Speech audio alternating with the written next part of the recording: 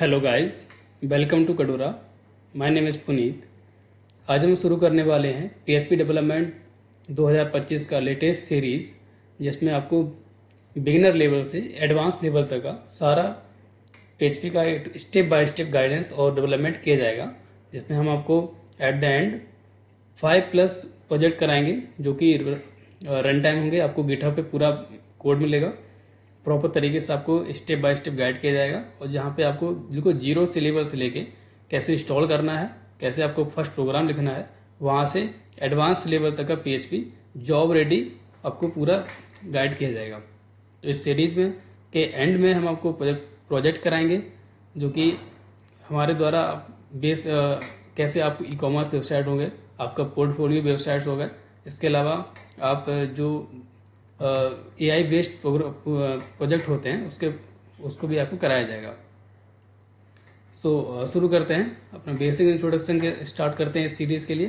तो first thing is that कि PHP होता क्या है, what is introduction of the PHP. PHP एक सर्वर साइड स्क्रिप्टिंग लैंग्वेज है जो कि हम अपनी डायनेमिक वेबसाइट और वेबसाइट्स को बनाने के लिए यूज़ करते हैं, जिससे हमारी जो वेबसाइट होती है वो डायनेमिक और इंटरेक्टिव बनती है। साथ ही साथ पीएचपी सर्वर साइड है। सर्वर साइड का मतलब होता है कि पीएचपी आपके वेब सर्वर पर एग्जीक्यूट होता है और वेब सर्वर पर ही रन करता है, हमारे ब्राउजर से इसका कोई मतलब नहीं है। और सेकेंड थिंग इज़ दैट कि पीएचपी को हम जब बोलते हैं कि पीएचपी एक scripting server side scripting language है, तो वेब सर्वर तो आप समझ गए क्योंकि इस वेब सर्वर पर एग्जीक्यूट होता है, इसीलिए ये सर्वर साइड है। एंड सेकेंड थिंग इज इसको हम उसको स्क्रिप्टिंग लैंग्वेज बोलते हैं।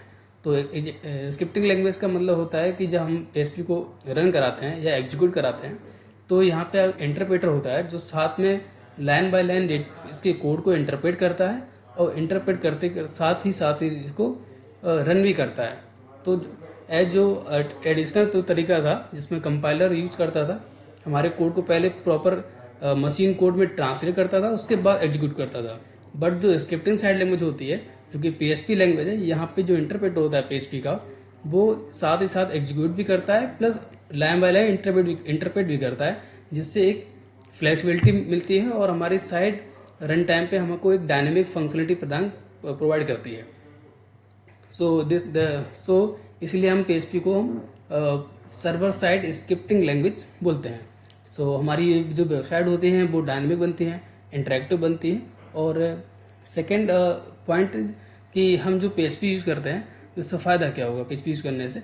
बेसिकली पीएचपी क्या है, आपकी मॉडर्न लैंग्वेज है और इसका काफ़ी ज़्यादा कम्युनिटी है।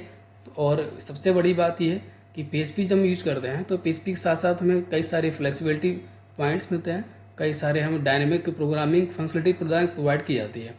और ओपन सोर्स है, फ्री टू यूज़ है, आपको किसी क्रॉस प्लेटफॉर्म होता है, आपके पास कोई भी सिस्टम हो, आप कोई भी किसी प्रकार का ऑपरेटिंग सिस्टम यूज करते हैं तो आपको इसमें कोई इश्यू नहीं आएगा।